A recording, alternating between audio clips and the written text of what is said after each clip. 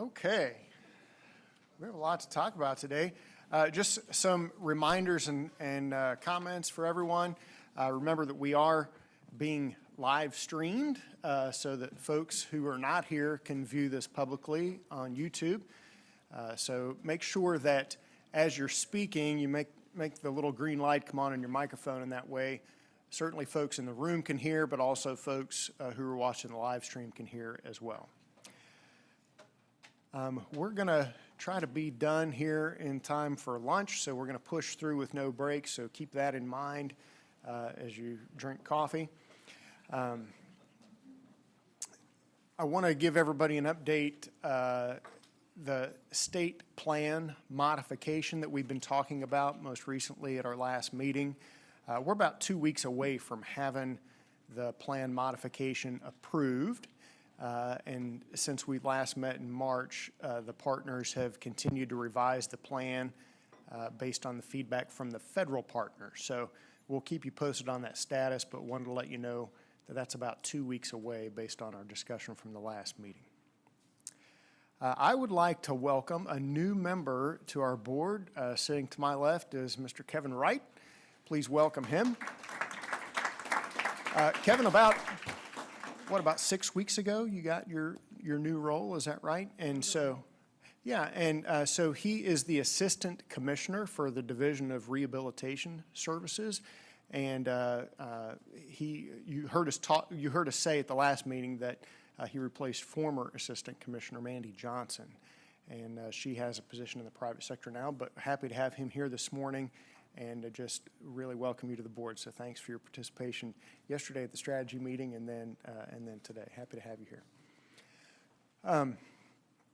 And then a couple of faces you may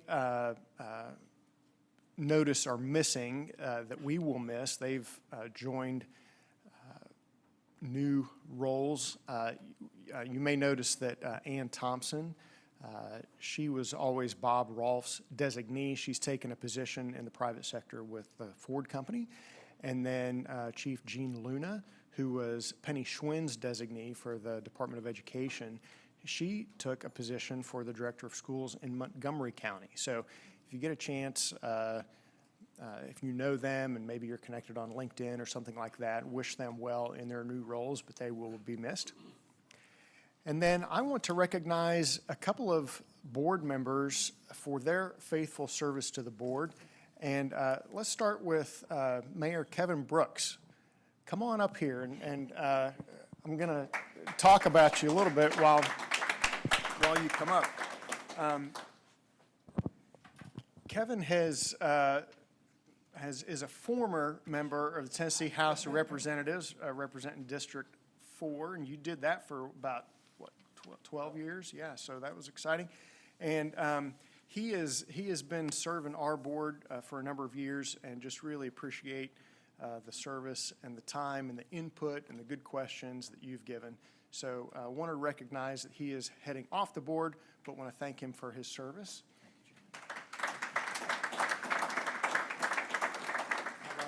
Snuck a plaque in on That's us. wonderful. So, yeah. Thank you. Thank you very much, Mayor. I appreciate grateful. all that you do for us. Thank you, Jim. All right. Oh, picture time? All right, you ready? Yeah, let's go.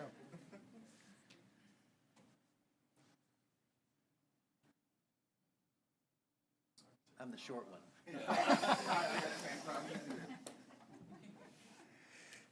And I also want to recognize board member Christine Hopkins. She has been, come on up here, Christine.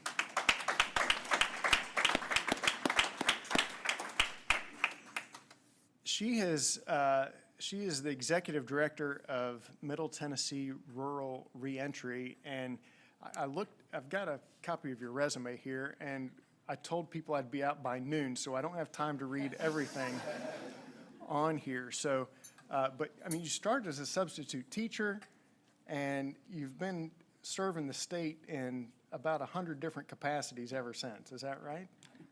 Yeah. So I know that you've been very active in the Southern Middle Local Workforce Development Board.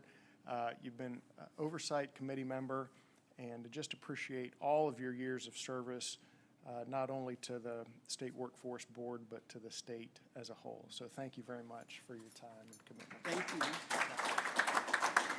Here's your plaque for you.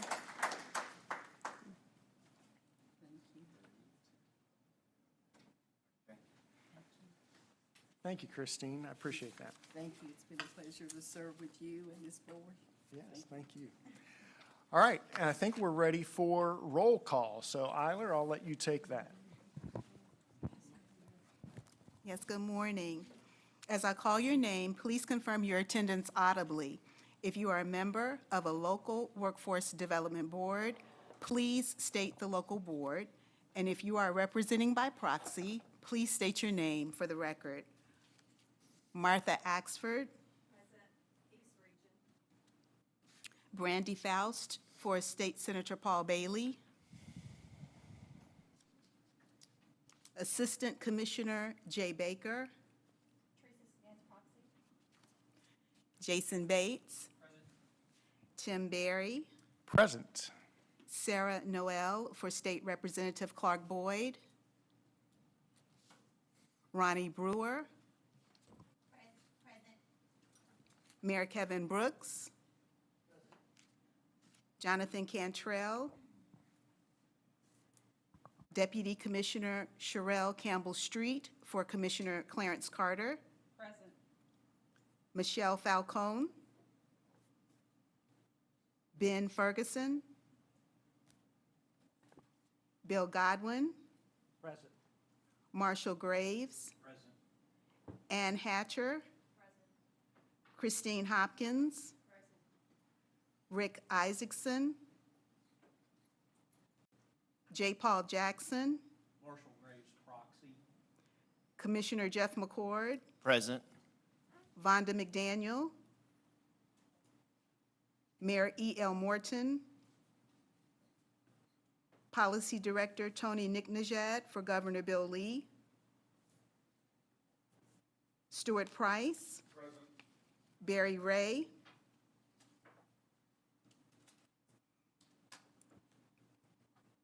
Consultant Jenny McCabe for Commissioner Bob Rolfe. Chief Jean Luna Vetter for Commissioner Penny Schwinn. Matthew Spinella, proxy. Kyle Spurgeon. Present. Jeff Vance. Present. Kevin Vaughn. Present. Rusty Vi. Marshall Graves, proxy. Ron Wade. Present. And Assistant Commissioner Kevin Wright. Present. Chairman Barry, we have a quorum. Thank you, Eiler. I appreciate that and appreciate everyone's attendance and participation today. I trust that you had a chance to look over the minutes that were sent out ahead of the meeting, and I would welcome any motion to approve those, and then we can discuss. Chairman Barry, Jason Bates, motion to approve. Thank you, Jason. Any second? Second. Thank you, Martha. And any discussion about the minutes? Hearing none, I'll ask that we vote to approve those minutes. All in favor of approving those, say aye. Aye. Any opposed? Those minutes are approved as presented. Thank you. Okay, Commissioner McCord. Good morning. Hey, good morning. All right, what do you have for us today? Good morning, everybody. First, I want to thank those who participated in the strategy session yesterday. I think near the end of the day, we got punchy enough to be really honest about where we were gonna go. We lost all our inhibitions. So if you weren't there, if you go to the strategy session, what happens in the strategy session stays in the strategy session. So we're in an interesting time, continue to be in interesting times. We've gone from the highest unemployment rate in state history to the lowest. We have more people working now, employed, than we did before the pandemic, actually more people working in Tennessee than in state history. And we have more people in the workforce than in state history. Yet we continue to struggle with the labor supply shortage. We have long-term demographic issues. Our working age population isn't getting, it's flat to declining. And so we're going to be in interesting times for a while now, and part of our strategy session yesterday was how do we navigate this, where are we going, what's our true north, and I think we got there. The accomplishments of this board so far in navigating through the pandemic should give us all a lot of confidence going forward that we can and will navigate issues as they come up. So I'm grateful to be here, grateful to you for being here, and thank you. And that's my report, Chairman Barry. All right, well, thank you. And I guess we're going to hear update on unemployment insurance from Rusty Feltz. Come on up.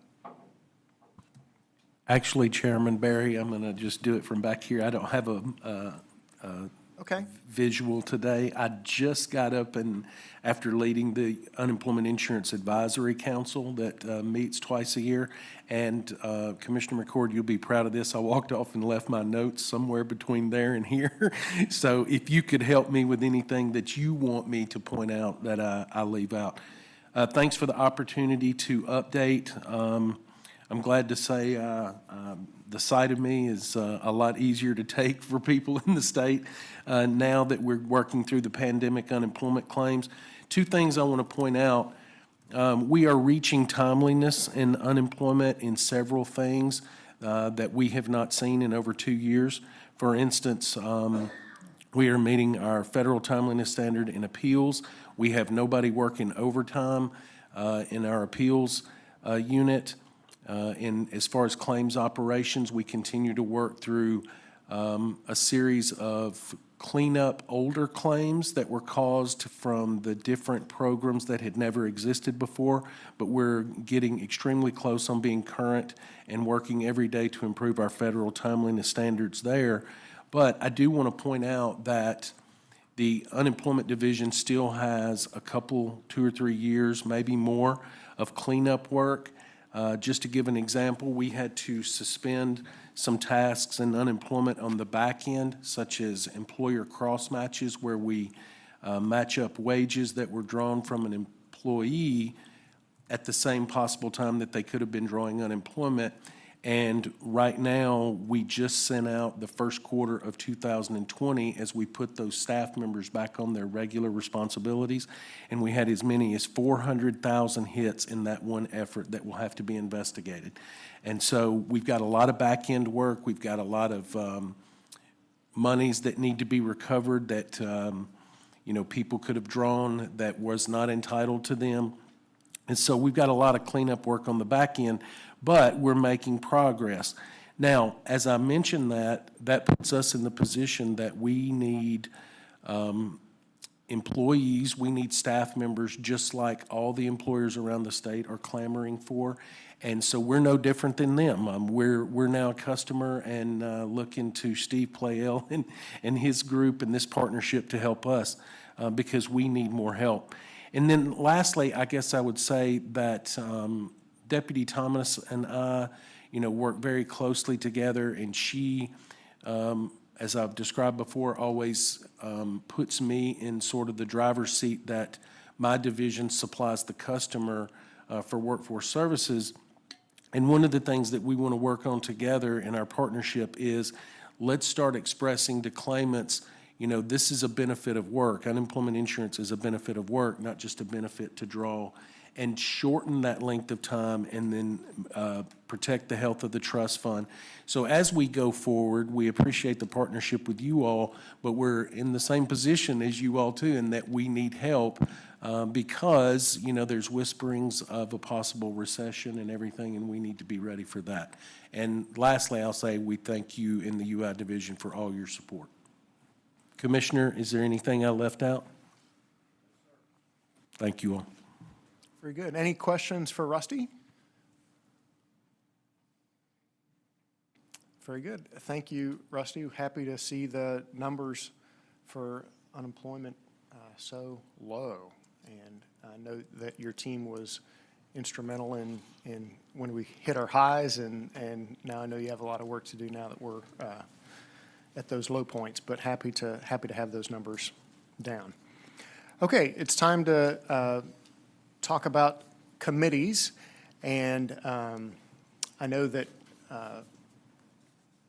our attendance at committees was not stellar today, so I want to make sure that board members understand their role on the committee is very important.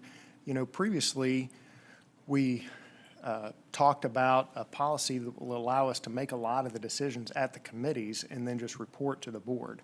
But if we don't have that same participation in the committees as we do on the board, that's not going to do us any good. So just encourage you to take your role in that committee seriously and make sure that attendance is what it needs to be prior to each of our board meetings.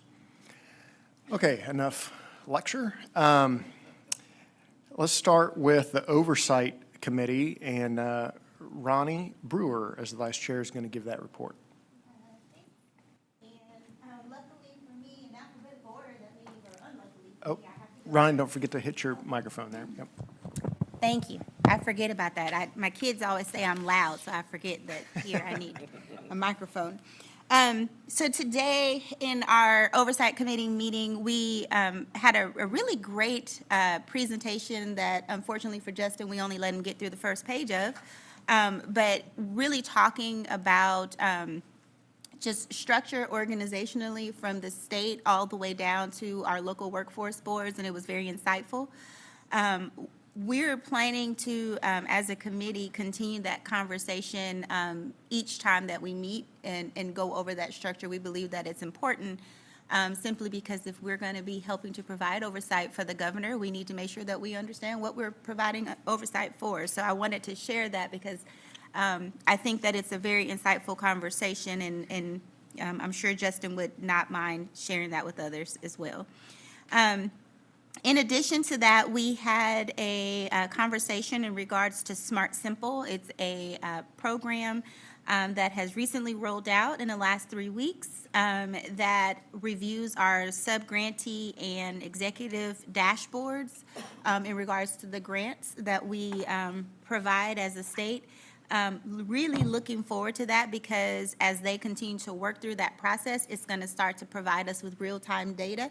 I know that in the past, we've had conversations about, like, we're seeing the reports, but how up-to-date is this information? So this tool is going to give us the opportunity to be able to do that. And both workforce services and adult education are going to be using this tool, and it looks like adult ed is going to go live in July. With this tool as well. So that's exciting news. And then we currently have a work group that is a joint monitoring and compliance work group in regards to policy that's looking at all of our state-wide policy, making updates. And it looks like that information will be going public soon and out for public comment for 60 days. And I just want to encourage everyone to take a look at it. I know that sometimes things go out for public comment and there's not a lot, so if we can kind of spread the word that this information is out there, that would be fantastic. So we're looking forward to seeing that as well. And that concludes our update.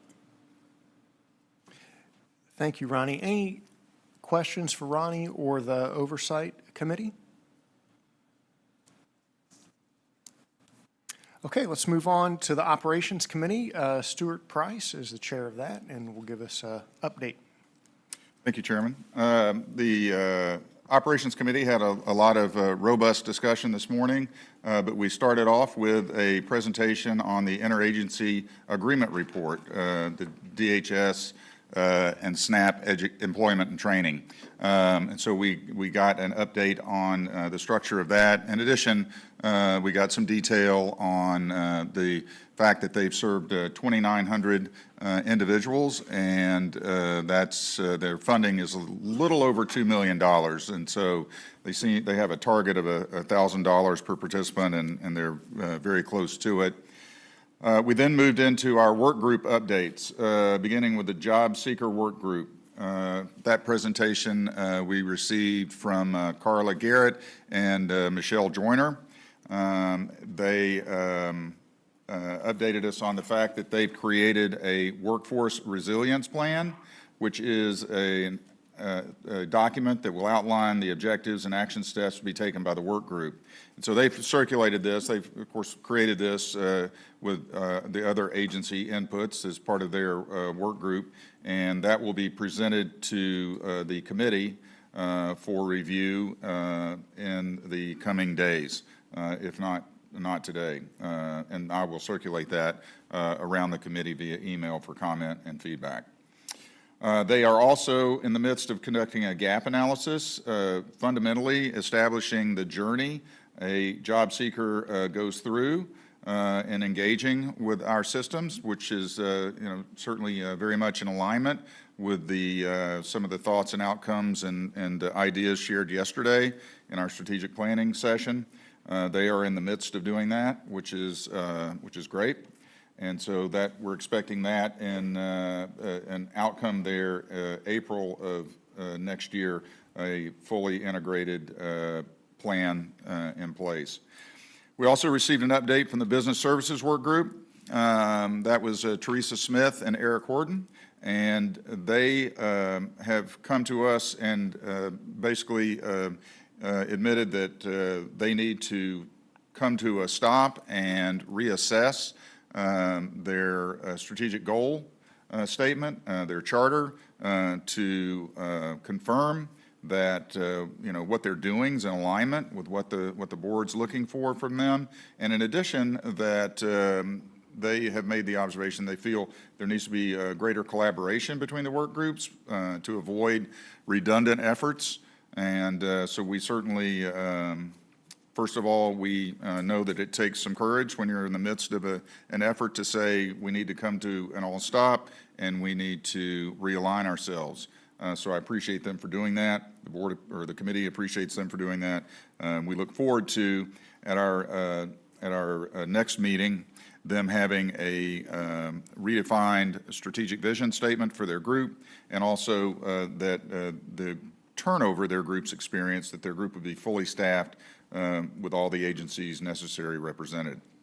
The last presentation was from our apprenticeship work-based learning work group from Matthew Spinella and Holly Frialard. And they are, I just have to say, they are overachievers, particularly Holly. Matthew gives Holly all the credit, and so we are really excited about what they've accomplished, the fact that they set ambitious goals and they've exceeded them. They had a lot of detail around that in their presentation. Perhaps most significantly, they're recognizing the need to conduct an exploratory effort around the potential benefits of a policy in place defining how our LWDAs engage with school districts and provide some guidance and expectations to them. So they're going to be launching an exploratory on that to determine and define what the value proposition that would bring, and then what sort of resources that would be involved if, in fact, we decided to adopt a new policy. And so that was the Operations Committee report. Excellent. Any questions for Stuart or the Operations Committee? Thank you for the update, Stuart. Kevin, tell us what happened at the Innovation Committee this morning. Thank you. Mr. Ben Pacino, he gave us, the committee, of the review of the achievements of the existing 12 KPIs up through March of this year against their goals of the setback the goals that they set back in July of 2021. Even though Tennessee just came out of a pandemic, they're on course to achieve 8 out of their 12 goals for this year. There are some areas of improvement, and these areas are reemployment services, senior employment, trade, and the Wagner-Pizer. The staff's on board internally as well as the local board on a regular basis in order to uncover best practices and addresses, in many cases, systematic concerns. The Innovation Committee would like to commend a couple of areas, the Northern Middle, Upper Cumberland, and the justice-involved individuals. Northern Middle, they reached their highest achievement board, and Upper Cumberland was recognized for the most improved. The justice-involved individuals achieved their enrollment goal a full quarter ahead of schedule. They enrolled 2,787 new enrollments. So our area is looking good in those perspectives. We also discussed on our next year's goal what we'd like to see. Negotiation with the local workforce development boards are slated to begin soon, and they'll continue to cover program-specific measures. The TANF Family First has expressed interest in joining us through the development of 2 pilot KPI measures, and we're glad to see that they're would like to be a partner with Tennessee. In addition to those program-specific goals staffed to the state board, we've heard feedback about creating outcome-based KPIs that span across the WIOA programs. Some of these KPIs that are in the draft stage form are the local force participation, which focuses on getting Tennesseans back to work, particularly those with significant barriers to employment, family sustaining wage attainment, families that earn these wages with proven skills in employer demand fields and have gained independence with government supports, and the education attainment, which is high school equivalencies or post-secondary credentials, which help keep Tennesseans' labor pool competitive for tomorrow's jobs. And the staff is still working in order to keep these innovation measures dubbed KPI 2.0 online as soon as they can. They don't foresee it happening in this coming month, but as soon as they can, they'll get that online. Very good. Any questions for Kevin or the Innovation Committee? Okay, well, thank you for that update. I appreciate everyone's participation there. All right, next we're going to hear about the regional and local plan modification approval. So James Robertson, come on up and tell us what's happening.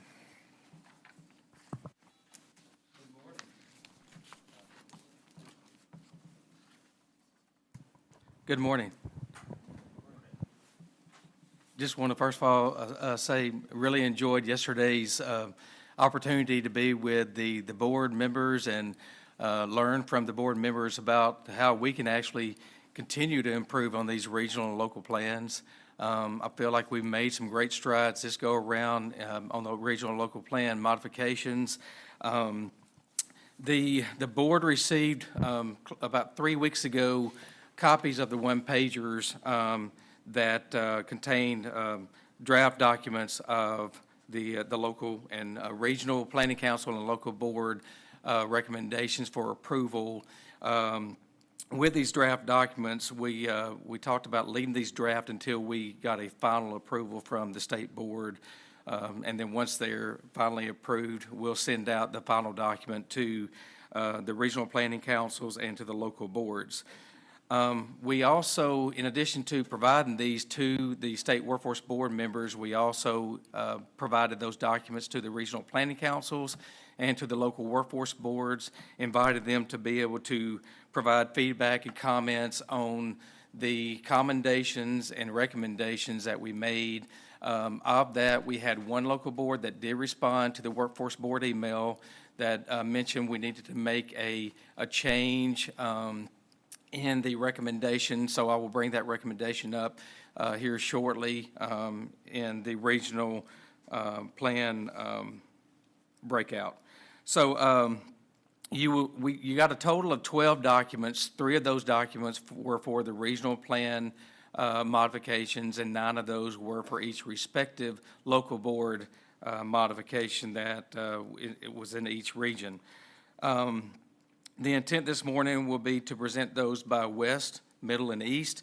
And in trying to keep in the theme of this, moving the board along, we'll try to just highlight the highlights and give you an opportunity, if need be, any kind of questions you may have in regard to those highlights.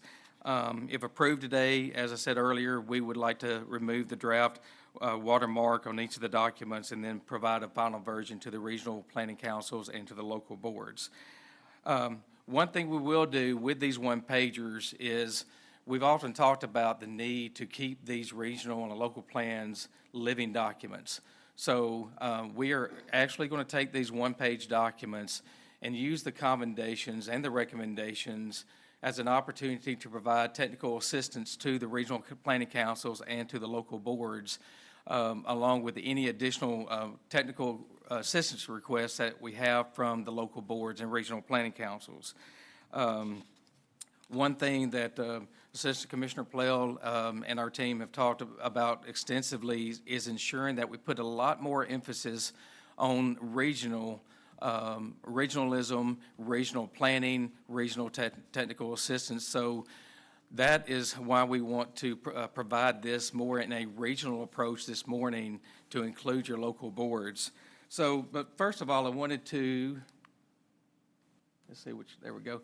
I wanted just to give you a highlight overview across the board of some of the commendations that we wanted to give to the regional planning. James, let me pause Yes. just one second. So, Yes. so we will need to take a vote to approve these, and I think what we'll do is, rather than vote on each individual one, we'll, like you said, you're going to present west, middle, and east. Yes. So when you've completed the reviews of each section of the state, pause, let's stop and take the vote, Okay. and then we'll go from there. We'll do that. Absolutely. Absolutely. Okay, so commendations across the board were improvements in the way the local boards came together to develop the regional plans. We did see a lot more strategy behind the regional approaches, but on the flip side, we will say that there's still a need for improvement, and you'll see that in the recommendations. Identified opportunities to streamline policies across local areas. That'll be noted specifically in the Middle Tennessee region. Detailed business employer strategies, much more detailed in the regional plans than they have been in the past. The utilization of access points, satellites across the local areas to be addressed at the regional level. So when the regional planning councils are working and meeting with each other, they're actually taking the advices and the best practices of the local boards and applying that at the regional level. Organize regional planning council meetings with measurable strategies and goals. We saw a really good connection with those committees, specifically in the West and the Middle Tennessee regions. And then also the regionals and locals making efforts to acquire more funding to support regional and local activities. Oftentimes we talk about the need to use additional funds outside of Title I WIOA funds, but to really leverage other funds and opportunities, and those will be noted in some of the breakout commendations, Commissioner Berry. So overall recommendations across the board, the need for further development, a more consistent service delivery and operations approaches across the region, not just specific to your local boards, but to the region as a whole. Buy-in from all the locals in respective regions. The framework is there for strong regional approaches, but in some cases you may see more buy-in from 2 of the 3 rather than all 3 of the local boards, and we want to ensure that we have buy-in for regional approaches from all 3 local boards. The need for further developed strategies to ensure alignment and success of new regional initiatives, and the need for identifying strategies and resources to measure the health of the region, including the regional investments. Internally, Workforce Services is going to be doing some evaluation of programs to work with our Office of Programs and Workforce Solutions and Oversight, and collectively put together some evaluative type measures on the return of investment, not only at the local level, but at the regional level.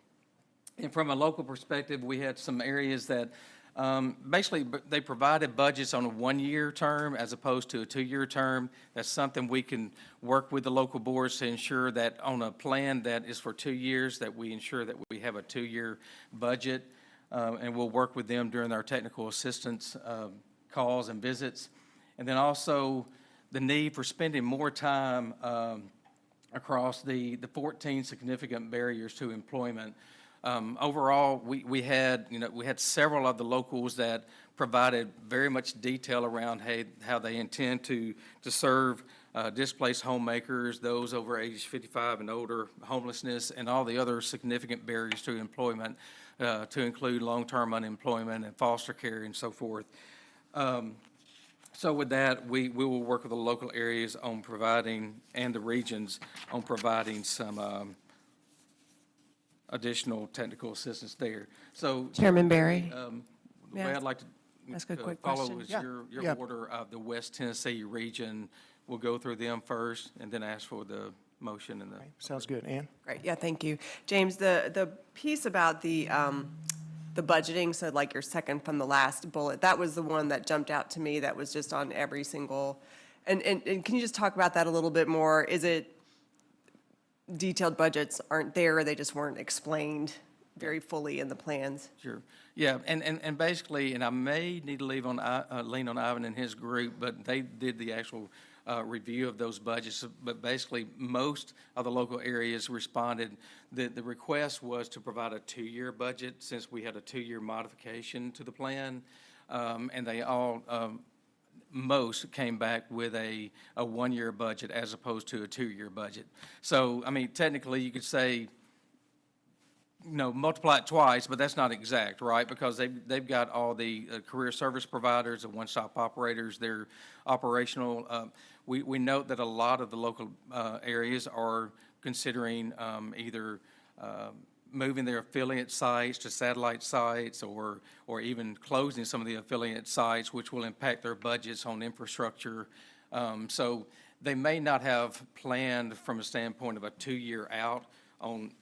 We've got more areas that are making access points, which do not have infrastructure costs. So where they may have infrastructure costs in several of their affiliate sites this year, they may not have them next year. So that's more of just a work in progress from the standpoint of ensuring that when you provide a 2-year budget, that you're giving us an idea of what your plans are for not just for the 1 year, but for the 2 years. So that's why we want to spend more time with them, with each local board respectively, to say, what are your plans for, potentially creating more affiliate or less affiliate sites and more access points.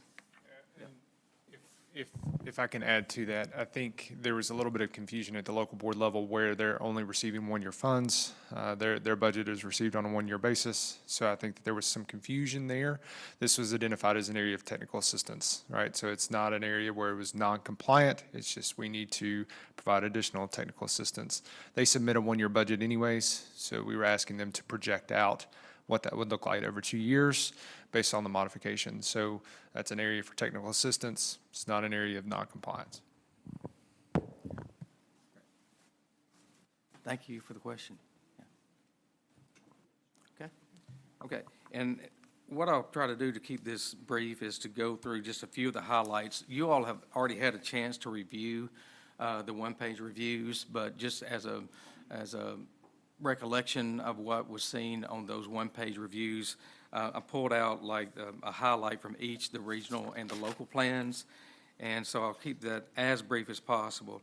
For the West region, which includes the Northwest, Southwest, and Greater Memphis local boards, one thing that to start this conversation is our intent will be in the next process of the regional and local planning is for the locals to be able to provide us a regional plan that contains the local board plans that support that regional plan, rather than have them separate and then trying to make them connect. So this will make it a little bit more streamlined in our approach. So 2 years from now, you should see a difference in the way that we present, that the local boards will make their presentations. It will come more from a regional approach and be able to show how the local board is supporting that regional plan. So some commendations for the West Tennessee region highlighted the expansion of access points across the region, and those were the ones that were previously implemented in the greater Memphis area. I believe they have 80-plus access points at this point in time, which is a great place, Ronnie. I think that's the case, where when you've got that many access points across the area, it really makes for an opportunity to really get the American Job Center system out there in the public. So that was something the region spoke of to increase access to hybrid services across the region. Also, the Northwest and Southwest boards working together to form a more robust consolidated business services team to create consistency for employer engagement. One recommendation that we have for the West Tennessee region is to just ensure that they're leveraging external partners to provide supportive services across the region. Again, these recommendations will come as opportunities for technical assistance for the region and the local boards. For the Northwest, we brought up highlight a commendation for multiple initiatives that you'd heard of in the past, including the Reentry Advanced Manufacturing Program, or RAMP, the REAP program, which is the Registered Electric Apprenticeship Program, and the Orchard House for Reentry, and the Mock It Till You Rock It for high school program that they have. A recommendation that we have for Northwest Board is to ensure strong implementation of strategies which will support apprenticeships and current worker on the job, as well as customized training programs. And for the Southwest Local Board, a commendation to highlight would be the regional and local partnership with the Tennessee Home Builders Association, construction career pathway, and the training in the local area jails, including plans to scale the initiative to the construction needs with the Blue Oval City project. A recommendation would be that while they are collaborating with K-12 and post-secondary partners, their operational efficiencies are to be commended, but there are opportunities to continue programmatic development of career pathways and expand access to their education and training in Southwest. For Greater Memphis, the commendation is, as I referred to earlier, around local boards requesting additional funds. Greater Memphis identified nearly $60 million in additional grant funding opportunities outside of WIOA funding to develop a network of access points, as well as a new opportunity center plans in the Memphis, which would seek to bring together multiple core partners, WIOA additional partners, and to help improve job seeker experience. The recommendation for Greater Memphis would be, while the local board identifies several initiatives to serve participants in urban cities of Greater Memphis, the plan lacks some specific strategies around addressing barriers, including access to employment, training, and supportive services for those that are in the rural areas across the local board. So with that, that's the West Tennessee regional and local highlights. And based on those plan reviews, the West Tennessee regional and local plan modifications have satisfied the minimal compliance criteria outlined in the 2022 regional and local plan guidance that was released in January, and the Division of Workforce Services recommends the approval of these regional local plan modifications by the State Workforce Board.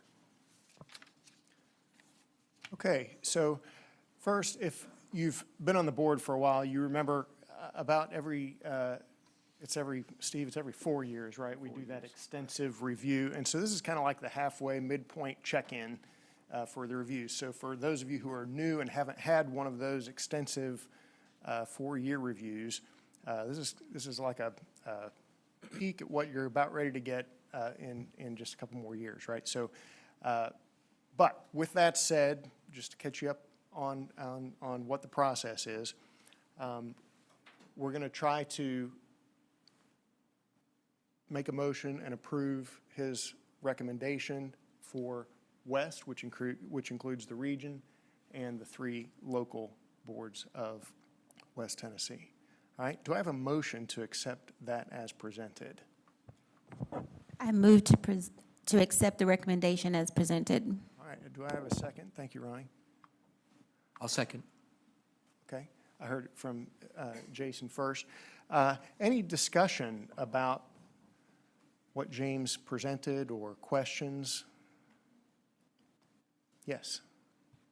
I just wanted to make a comment that I appreciate the recommendation in regards to the rural areas, because we do, in Greater Memphis, have a huge focus on the urban areas. And so as I was going through and reading it, that was something that stood out to me as well. I do have just a comment again. Yeah, please. Appreciate the Southwest and the Northwest districts working together on improving efficiencies. I've heard some things outside of this with Ben Ferguson and to tell me about this, and I think it's a good approach. And because those two areas are so close and there's a lot of overlapping with the districts, I think it's a great idea to look at how we can make that area more efficient and robust. So I appreciate that insight. Good comments. Anything else? Okay, so we have a motion and a second. Here, no further discussion. All in favor of approving the approval as presented, say aye. Aye. Any opposition? Okay, that has passed as presented. So, James, take us on to Middle Tennessee. All right, for the Middle Tennessee, we'll run through this as quickly as possible. For commendations for the Middle Tennessee region, we identified opportunities, or they identified opportunities to streamline processes, including a review of the local board supportive services policy, each of the local board service policies, with the intent to create a consistent regional policy that aligns needs to rural, urban, and suburban situations. It's exciting to see that you can't place a supportive services across the region and make it fit every local board for transportation, child care, and other various payments. But the way that the Middle Tennessee region approached that is a very unique way that they approach that supportive services policy, and they said they will continue to improve on that supportive service policy. So it could, maybe be a promising practice or maybe a best practice across the state for how all the regions do what they do in supportive services. A recommendation to the Middle Tennessee region would be to ensure consistent communication across core WIOA and additional workforce partners in the region to clearly inform all workforce partners of the regional initiatives. In the Northern Middle Tennessee Workforce Board, a highlighted commendation would be the effort to expand delivery through a comprehensive service model pilot with a centralized hub and multiple franchises across the local area to better connect businesses with well-trained and qualified applicants, as well as their involvement with multiple partners such as the Martha O'Brien Center, Nashville Area Chamber of Commerce, in seeking additional funds for beyond that allocated in WIOA Title I. They actually applied for additional funds from the Good Jobs Challenge, Pathways Home, Youth Build, TANF Community, and the TANF Opportunity Act.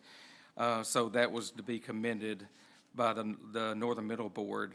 A recommendation would be that they identify specific strategies to support justice-involved individuals and leverage the department's Office of Reentry for additional TA or technical assistance and training.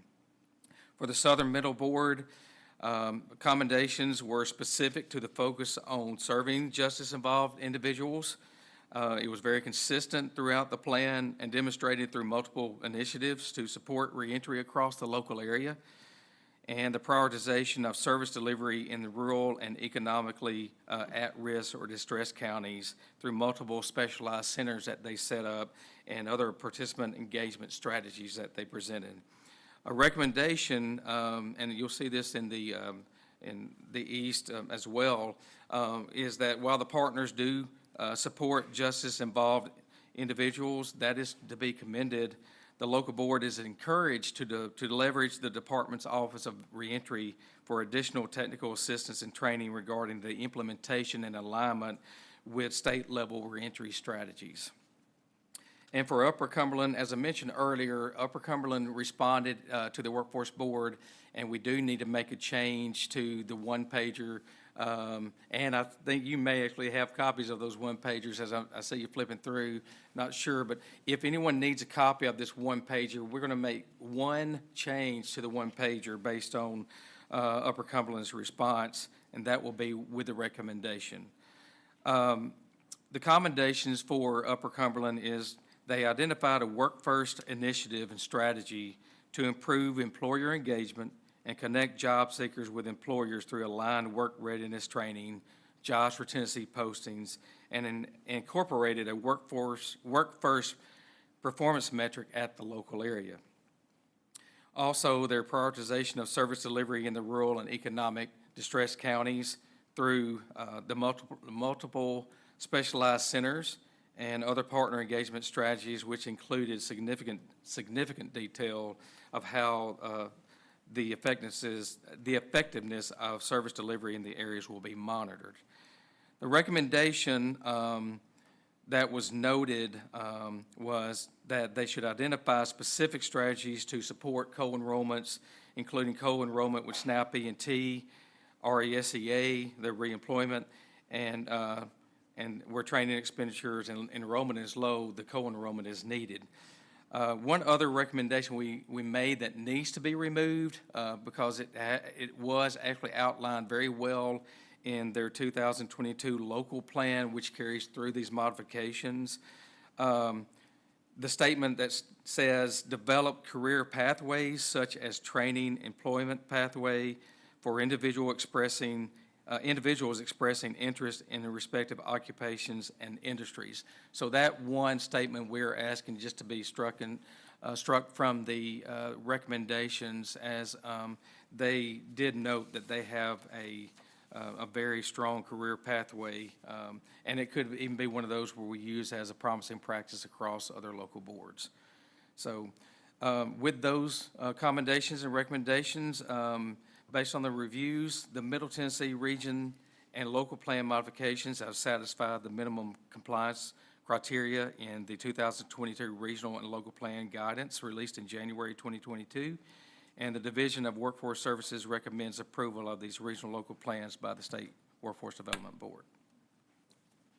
Okay, so for the middle region and those local boards in the middle of the state, do I hear a motion to accept the approval as presented? Motion to accept the recommendation. Thank you. So Christine and Kevin, thank you. All right, any discussion about Middle Tennessee? Yes, just really quickly, James, part of the recommendation, a couple of recommendations, our suggestions was to connect to the Office of Reentry, which is brand new. So could you talk a little bit for the board about the Office of Reentry and what that entails, and just just give them an overview of that? Okay. I'm happy to do that, or we've had a lot more conversation. He's asked me to come in on that one, Commissioner. So the Office of Reentry, yes, has been established through state funding. The Office of Reentry, led by Dr. William Arnold. The primary focus of that is really threefold. One is the data, and looking at the data around those individuals who are formerly incarcerated, justice involved, who are reentering society after being incarcerated. The data related to that, we have 95 counties. All 95 counties have a county jail. We also have the Tennessee Department of Correction, which operates our prison system here in Tennessee, trying to coordinate all of that data across all of those different structures and different facilities is difficult. So that is one key focus of this Office of Reentry. Another is bringing awareness to the fact that we have individuals, 95% of our individuals who are currently incarcerated in Tennessee will return to their communities. And so generating awareness and helping to support those individuals as they transition from incarceration into a employment opportunity, into employment is another big focus of the Office of Reentry. And then third, the third kind of big focus there for reentry is really around the infrastructure that is all the funding that we can provide to support the local areas and local boards who are supporting this work on the ground as well. So there's kind of big initiatives related to reentry. There has been, as we're talking about the Middle Tennessee region, and the local boards, we actually saw across all 9 of the local boards some focus on reentry. I think that there continues to be a greater focus, a need for a greater focus on this population. And so that is, you'll see that throughout the recommendations, that there are places where local boards who are doing this very well, like Upper Cumberland has got a really strong, Northwest has a really strong, as you already talked about, program related to reentry. But there's still some opportunity to grow there. And as this is a new office, this is one where we're really trying to push the collaboration with this new office and the local boards. That answer your question? It does, and I would just add that you have a resource in the local areas that you didn't have before, and make use of it. And an investment's been made, so let's get some return and leverage that investment as well. Absolutely. Impressed with the video that Upper Cumberland did on what they were doing in the field of reentry through apprenticeship. I know they had a trucking company up there that accepted that. Very great idea. And it appears to me that it could work in a lot of different career paths as well as trucking in other areas. But I was very impressed with the video that they did on that and what they're doing.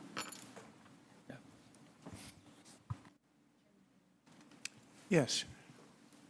I too just wanted to comment, that sounds so great. I didn't know that you had a reentry program here, so really, really excited to hear that. I would also like to say, embedded in the Department of Human Services, we created a new reentry unit that is attached to the Child Support Division. So I would love to maybe spend some time kind of collaborating on those two. Right. Okay, any other discussion? Okay, with that, let's take a vote. All in favor of approving the motion to approve the approval? Say aye. Any opposed? Okay, let's hear about East Tennessee. Okay. With East Tennessee, which includes the Northeast, Southeast, and East local boards, we'll bring the highlighted commendations that were noted in the one-pagers. With the East region, the Five Rivers Partnership and Future Ready Pathways programs that were highlighted as a local area initiative that branched out from east over into the northeast area could potentially be a regional approach and strategy to engage youth and provide additional career services and pathways.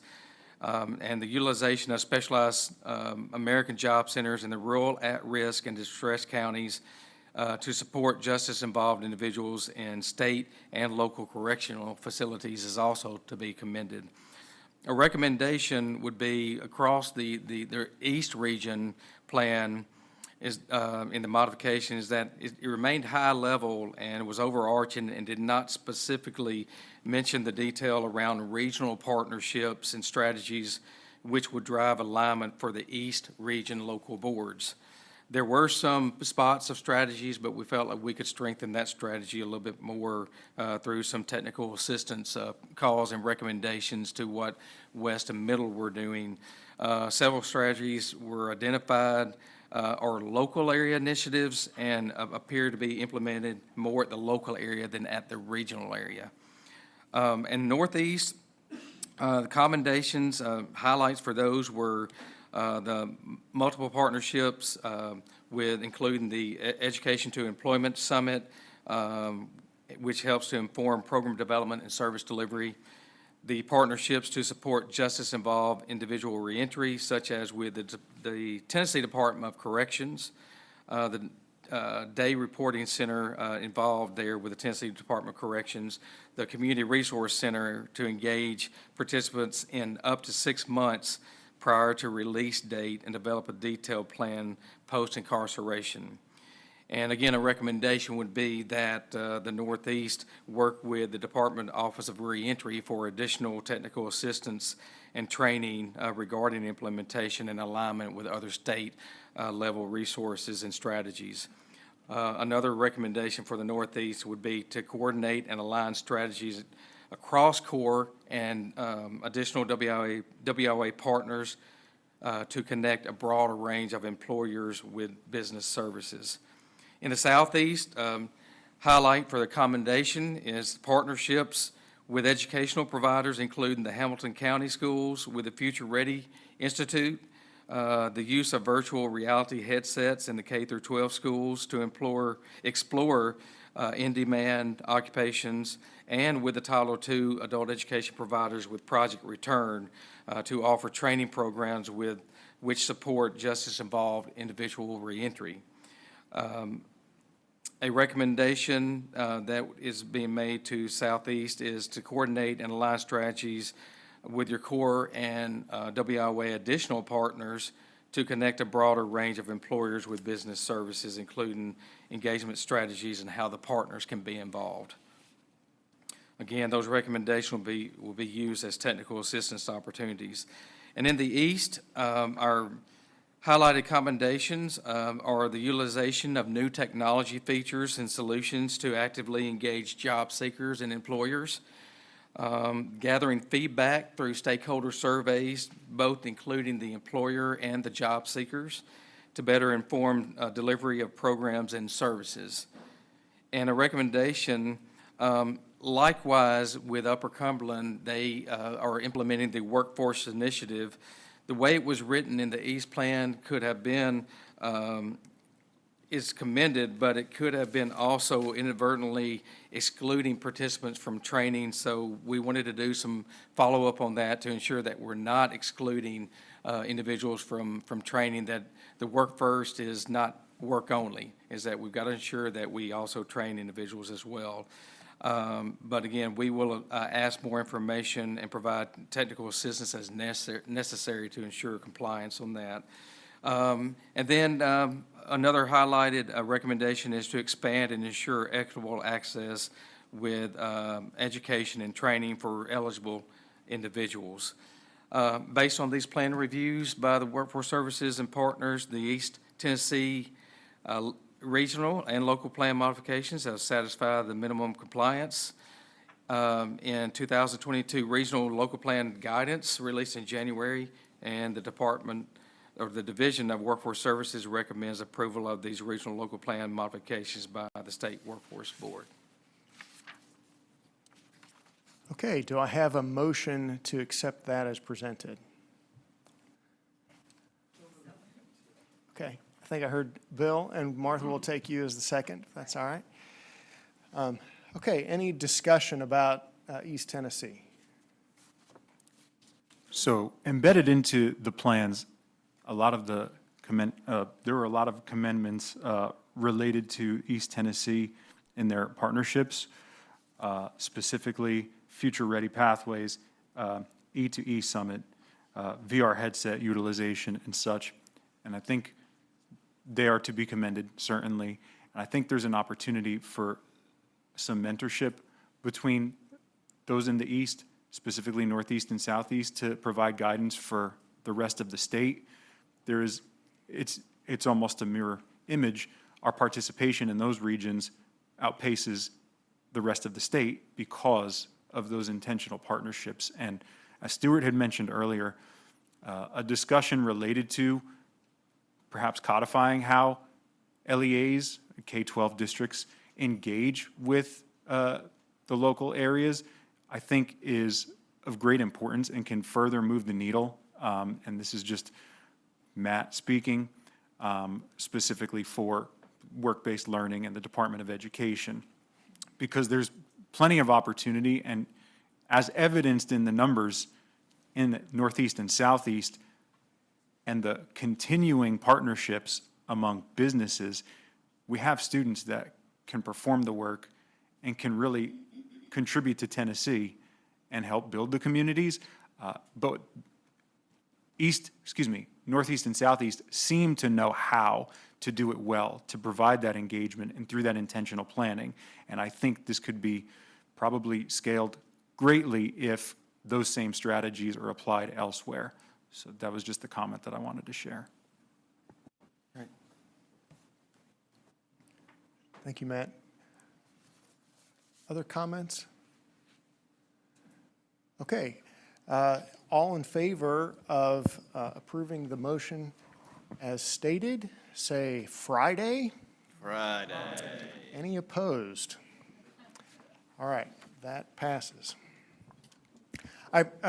James, thank you. I know that was a tremendous amount of work for you and your team, and I know that I was pleased with the way you were able to summarize all that and the way that your team put it in those one-pagers. It was easy to, it was well organized, it was easy to digest and understand what we were coming into today. So thanks for all the pre-work that went into that. Thank you. Okay. Next, we're going to get an update on our board being certified, and Steve Plale is going to share that. And thanks for reading the memo on the blue suit with the orange tie. Absolutely. I'm glad we connected on that, Chairman. I think I matched someone else yesterday during the strategy session. It was great. Yesterday's strategy session was really exciting. Really appreciated the opportunity to engage in that with the board, and it's a pleasure to speak with you again today. Steve Plale, Assistant Commissioner for the Division of Workforce Services here at the Tennessee Department of Labor and Workforce Development. So when I first started, it started right at a year ago. Actually, this summer board meeting was my first board meeting last year in this new role as Assistant Commissioner. Chairman Berry and the board directed at that time that we needed to evaluate and figure out, look at, explore, however you want to term that, an opportunity to evaluate the workforce system as a whole. Included in that was certification or some type of external third-party process to evaluate the work at the State Workforce Board and our local boards. And so we have been working over the course of the first 6 months or so to identify what that was going to look like and who we wanted to work with, who we wanted to partner with. Did identify the University of Tennessee Center for Industrial Services as that partner to kind of lead that work here to help us establish what this framework is going to look like, what the evaluation will look like. Are there opportunities to use other evaluations, other things that are already out there and established in the business or in the nonprofit or government communities that we could steal from and use, repurpose? Isn't that the term? Rip off and redeliver, is that the term? No, so they have been working. We officially partnered with them earlier this spring, and they have been conducting interviews. They have conducted already 11 interview sessions with multiple members of the workforce services, the workforce, the Department, Labor of Workforce Development, and others, our core partners across WIOA, and some of our additional partners. Included in those interviews have been our one-stop operators from the local level, some of our executive directors from the local boards. That process is still ongoing, and so they are still conducting interviews to determine kind of where we are, what is going on. In this, actually in the coming weeks, they will be interviewing, I believe, some of you as State Workforce Board members on the status and the kind of your perception of the workforce system here in Tennessee. They've also, during this process over the last several months, have been reviewing previous evaluations that have been conducted here in Tennessee. If you'll remember, just prior to the pandemic, the end of 2019, Ernst & Young completed a evaluation of the local boards. And so they have been reviewing that information to see where there are still, those recommendations still make sense, where those things will be, need to be updated. Really excited about this process and what this looks like. They have leaned heavily on, and I mentioned this at our most recent board meeting, but leaned very heavily on the Baldridge Excellence Framework. This is one that, as I mentioned earlier, we're trying to utilize, figure out how we can take and use in other ways. And so this is one that they have, they actually administer that as a state. They are this Center for Industrial Services kind of administers that and does training on that for all sorts of different groups across the state of Tennessee. And so using that framework is very natural for them. I think there's a lot of connection there as we're talking. Actually, there was a lot of connection yesterday talking about our customers, finding kind of those high value or priority, super priority type initiatives and focusing in on those things, the training aspects, all of that as well. So really excited about it. Interviews are ongoing. They will be the University of Tennessee Center for Industrial Services. Paul Jennings and his staff will be here to make a presentation to the board in the August board meeting based on their evaluation, their kind of research that they've collected, and then their recommendations for moving forward, what this could look like. That'll happen at the August board meeting. So that's kind of where we are. I'll pause, see if there are any questions, comments, feedback related to this. Commissioner. I do have one. So this is a question for you. What county in the state of Tennessee actually has the only county has 3 Baldridge Award winners in the state of Tennessee? Well, I'm actually, so I'm going to take a guess because I don't know. Where were you born? Well, Or raised, anyway? it was where I was raised. There we go. I'm going to say Sullivan County, Tennessee. You got it. Sullivan You got County. Sullivan Home. Can you name them? I'm going to say Eastman Chemical Company, Powell's, Sudden Service. Which is a what, Steve, for those who don't know? It is a fast food restaurant, not fast food, it is Sudden Service restaurant, Yeah, there you go. Sudden service, not fast food. not fast food. I'm not sure that I could answer the third one. I'm sure I know it's a bank. No, it's BTES. BTS, there we go, the utility district there in Bristol. Very good. Any other comments, sir? No, I just want to know if you knew anything about where you were from. is all. April Eads, if she's watching on YouTube, would be very disappointed that I did not remember BTES as a Baldridge Award winner. Yes, Ann? Yeah, hi. So what would the certification be? Yeah, great question. So we talked about this a little bit in the March board meeting. There's not a certification for state workforce boards, right? This is a new endeavor that we're trying to set ourselves apart as a state of Tennessee and going through and trying to figure out what that even looks like, right? So we know, we can recognize, and we can see that we have great performance metrics. We have established KPIs. We have established federal measures that evaluate how we perform. And so we can compare ourselves to other states on those performance components. But as far as the programmatic, how do we operate? What does this look like? What is the culture of our board? What are the focuses of our board? There's not one out there. It's never been established. So we are really rolling out far ahead of the pack. I will say that as this has kind of gained some publicity nationally, there have been other states that have reached out, hey, what are you doing? What does this look like? How can we kind of piggyback on this? Had a conversation with Colorado. Actually, I have another conversation with Florida this afternoon, asking about some of these types of questions. So credit the board's leadership, Chairman, your leadership on how can we validate. We can pat ourselves on the back with these performance metrics, I think, but how do we validate the work that we're actually doing is making a difference here in Tennessee?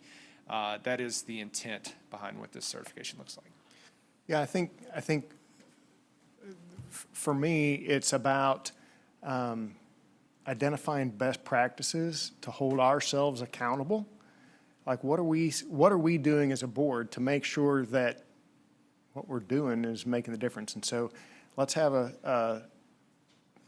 instead of, like he said, patting ourselves on the back, let's have a third party take a look and say, yeah, here's the benchmarks, for you. Here's the benchmarks compared to other states. And so, yes, you're doing well, or no, you're not. And then we can hold ourselves accountable so that we can then in turn hold our regional and local boards accountable to say, okay, this is what we are setting as the standard for ourselves, and so we also expect that of you. I will add to the categories related to Baldrige, right? So results, which would be that performance measure, that's just one component of that. There are, I believe, 7. Leadership, there's a category that would be evaluated under leadership, strategy, customers or customer focus, our workforce and how we operate as a agency, how we are measuring and identifying our KPIs, how we're analyzing and using that information to drive our decision-making, and then the operations and the results are those kind of components related to that. Yes, Ron. See, and in this process, as this is being developed and newly developed, we're having conversations at all levels to make sure that we're getting input from even the local boards and folks at the AJCs and things like that to kind of inform this. Absolutely. So as I mentioned, UTCIS has already conducted 11 interview sessions. So those are sessions with multiple individuals as a part of that, right?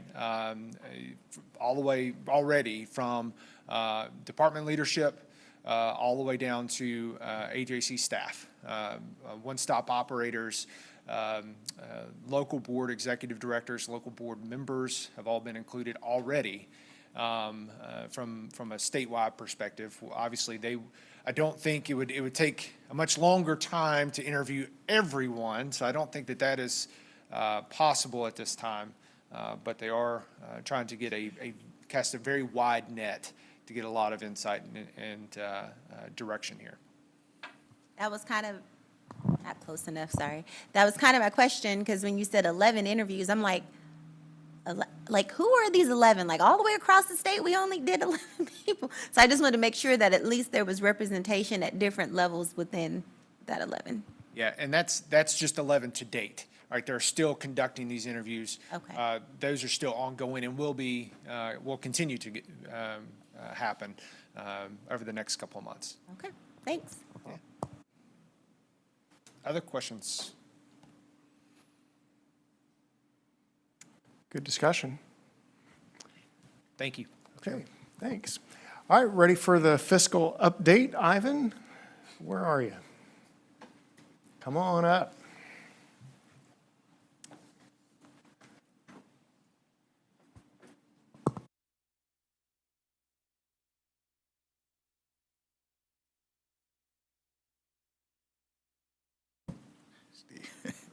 My man, Steve. Hey, good morning, everyone. I will be brief. Just a quick overview of the fiscal data. I do need that little clicky thing there.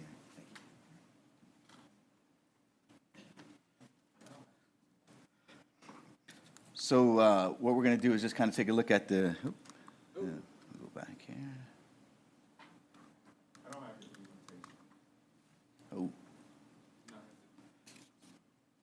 No? Okay. Yes, so we'll have to use our imaginations.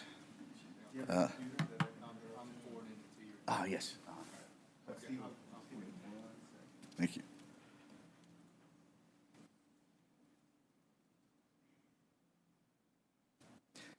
So what I could do is I can kind of talk through it, and we can catch up once we get there. But when we look at our overall funding for end of third quarter this year, March 31st, for our combined partner programs, we're looking at $150 million in authorized funding based on expenditures of about $119 million for the same period for our three partner programs.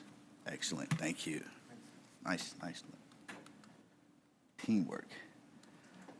And so, yeah, $119 million for our three partner programs, looking at workforce services, adult education, and vocational rehabilitation. Looking at it by partner, we'll see that $88 million of that was associated with workforce services, against about $62 million in expenditures, again, through the third quarter of this fiscal year.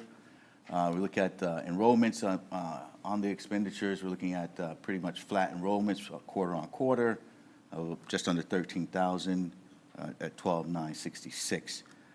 Looking at adult education, seeing 13.9 million in expenditures, 13.9 in authorized funding, 8.9 in expenditures.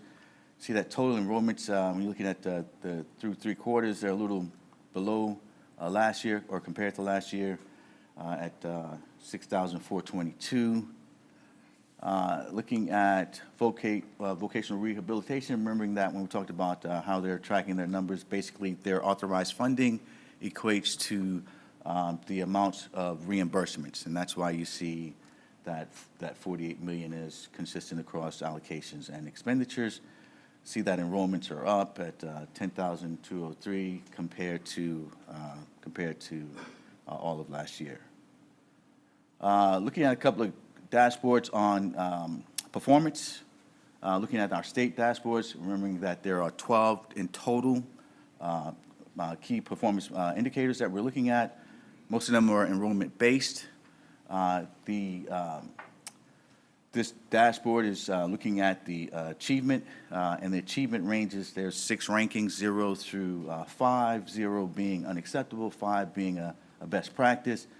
And you'll see for us, anything that is below a 3, we use to provide technical assistance to the local boards not meeting those achievement targets. So you'll see that there are 3 that are below that, but 9 that are 3 and above. And so as noted and talked about much about reentry, our Office of Reentry, you see that their actual to target is about 3-fold, right? 1180 compared to a target of 425, so some really good performance there. And then that's kind of observations, and you'll see the scale here that talks about the rankings and the percentages associated with those rankings. Moving on to state performance metrics. Federal performance metrics, excuse me. Those federal performance metrics are based on our Title I and Title III, or these 4 programs indicated here. You'll see adult, dislocated worker, youth, and Wagner-Pizer. You'll see categories in each of the programs of pass, fail, pass, or negotiated, actual, and percent of goal. Important to note that a passing for these metrics is 90% of the target, right? And so the 5 metrics that we look at per program, or an adult, dislocated worker, and youth, you see over there, entered employment rates, second and fourth quarters, median earnings, credential attained, and measured skill gains. For the adult, dislocated worker, and youth, there are 5. For Wagner-Pizer, you see that there are just 3 there. So there are a total of 18 metrics that we look at federally. And so you look at the red numbers, you'll see that 5 of them did meet the 90%, but were below the target, right? So in the instance of adult measures, you'll see that the target was 82.5. We were below that at 81.3, but we were above the 90% requirement to pass or fail, right?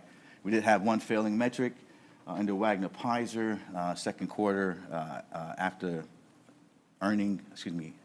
entered employment rate, second quarter after exit. And that cohort is during the pandemic years, and you saw a lot of reduced foot traffic in the facilities, and so that's why that's where it is. All right. A lot to digest, but then that's just. Ivan, I understand those numbers just from our committee. Those numbers trail months back, maybe as far as a year and a half back, most of those numbers. So they're current, but they're not really a statement of today as much as they are a statement of a year and a half ago. That's correct. Yes, sir. Great point. And so Marshall, right on cue, asked us to do some comparison to what Tennessee looks like compared to other states in the nation, right? And so we talked about those 18 metrics, and you see where Tennessee is based on quartiles, 4 quartiles. You'll see that for Tennessee, we're in the 3rd and 4th quartile for 14 of the 18 metrics that the state uses. Again, Wagner Pines, we talked about that EER, second quarter after exit. And then this is also, they do that annually, so this is based on last year's information. And I'm kind of closing out a little bit, talking about that's the kind of the observations that I talked about there. But closing out, we want to talk about some of the challenges, opportunities. We kind of saw some things in the numbers around low or flat enrollments, low utilizations that may potentially lead to funding reversion. We saw that in our adult ed, and we will continue to monitor that. We're also seeing significant shift from affiliates to access points as the funding declinations continue. We're seeing some local boards submitting requests to close some of the AJCs and open access points. Those access points are like non-certified affiliates, but what they do is they allow for those partner entities like TCATs, CBOs, FBOs to use their own infrastructure to help continue to allow for access in those respective communities of the services that are offered. And then when we look at opportunities, it was talked about already about the Smart Simple integration that we talked about in our Oversight Committee, which will allow for us to track and report better on our grant fundings and the activities under those the fundings. Youth Initiative, we put out an award of $450,000 for an 8-week career exploration for our youth to kind of receive opportunities to kind of say to define or look at opportunities of careers that they might choose down the road. Like, what do I want to be when I grow up? So we're looking for some great results from that. And then reentry, the expansion of the tablet initiative. We heard a lot of this about this. So last year, we had a pilot program that had like 72 tablets that were put in, 24 in each grand region in county facilities. That number grew this year to 363, and we expect that number will grow to 10,000 July 1st and past, right? And what we've seen from that is just the opportunity to more positive outcomes for those participants, right? Higher HiSETs and other credentialing. We've seen greater access to those facilities through a digital platform. And then we also seen increased service provisions from our respective program partners, adult ed, workforce service, and vocational rehabilitation. So I said I would be brief, and I think that concludes it. Any questions? Just one question. If you could go back to one slide, if you don't mind.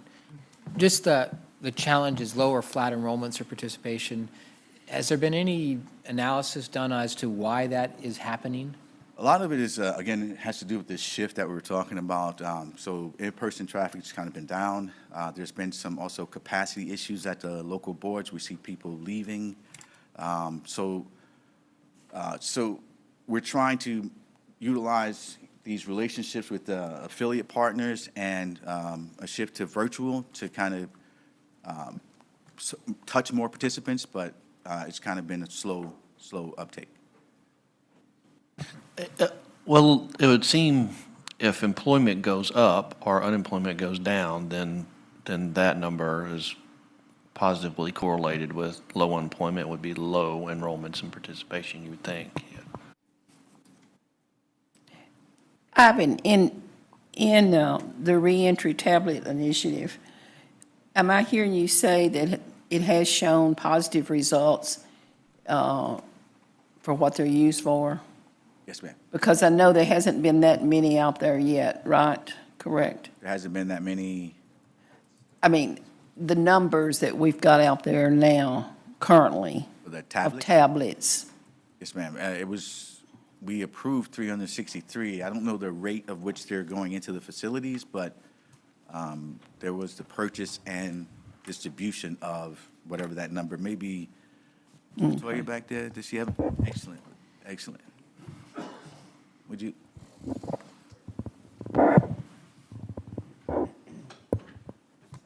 Good morning. With the partnership with the Office of Criminal Justice Programming and the Office of Reentry, through some evidence-based programming grant, the 363 tablets have been delivered to 17 additional counties. The initial counties that received the 72 were Gibson, Blount, and Grundy counties. And each one of those received 24 tablets, like Ivan said beforehand. But we've seen over 10 million minutes of engagement, which is like 800,000 hours, and I'm saying my numbers wrong there, all jumbling together, but we've seen more access to those individuals engaging in the educational and workforce exploration programming, as well as cognitive behavioral therapy programming, when we didn't have access to those individuals at the height of COVID. Great. Latoya, too, I mean, this is not just data based on Tennessee. I mean, these tablets are in other states, and they have data around that, too. Is that correct? Absolutely. One of the things that I am excited to share is that the investment that Tennessee is doing in our local jails is the first across the nation. Most of these tablets are in prison facilities in other states like Minnesota, Utah, Maryland, DC. They're at a 1-to-1 ratio in their prison systems. We are the first state in the nation to do this investment in our jail system. That's great, because in our local jails, most local jails house TDOC people that stay for a longer period of time than a local sentence individual. So as these individuals are granted access to the tablet, I know in corrections, it is possible to get obtain a degree, a bachelor's degree. I mean, I've known individuals that have done that. So I know one of the concerns of local jails, again, is the security part of having access to a tablet. I know it's a good initiative, and I'm just hoping that it works out great, because it is something that we need to continue to look at new and innovative ways to rehabilitate incarcerated individuals. Yes, and the vendor we're working with, I actually have a tablet with me that I would love to show off to individuals that are interested to see it today. But the vendors are working with the IT departments at the local jails. We have some that are building their additional Wi-Fi tunnels. No one can access those tunnels but the tablets. Any other device that comes on cannot get online, and it is monitored 24/7. And the jail facilities also have the ability to turn off if anything happens or that is some type of breach or a messaging goes wrong. They have the ability to disable that individual's account without disrupting the services of others in those. So they have Wi-Fi access, and they also have cellular access, depending on what the infrastructure is in that local facility. And along with that, as more and more, the Tennessee College of Applied Technologies appear to be moving into our jail facilities, I could see the tablets just becoming invaluable. Absolutely. As a tool, so. That's one of the goals. We look to expand to the TBR institutions to get programming with that, and with employers, because employers have the opportunities in those local areas to customize their own program and upload those on the tablet as well, with no additional cost to the state. Wonderful. Sounds great. Do you mind just this slide about our state, the way we compare to other states? Do you mind? I haven't seen that before. I was interested in that the last time. So is this, 4 is good. We're in the top 25%. Is that the way I understand that? 4 and 3, and so we're averaging, when you look at 14 over 18, we're averaging in the fourth quartile. So first means we're in the lower 25%. That's, yes. Okay, just want to make sure I understand where you're going there. Thank you. Great question. Thank you, Marshall. I needed that clarification. Okay. Awesome. Thank you. All right. Well, I think that concludes everything we needed to. You heard a lot of people talking, referencing the strategy session that we had yesterday, and just once again, appreciated everyone who was able to participate in that. I think there were a lot of good there was a lot of good discussion. I think there will be a lot of action steps that come out of that that we can put into place either by the way of policy or action steps that the workforce folks can implement. But again, really good discussion. I hope that it's not just discussion, that it will turn into action, and I'm confident with the team that was there yesterday that that will be the case. All right. We are 3 minutes ahead of schedule. So is there a motion to adjourn? All right, Ronnie, second? I'm not even going to take a vote. Let's just say we all agree, and I appreciate everybody's participation. Thank you so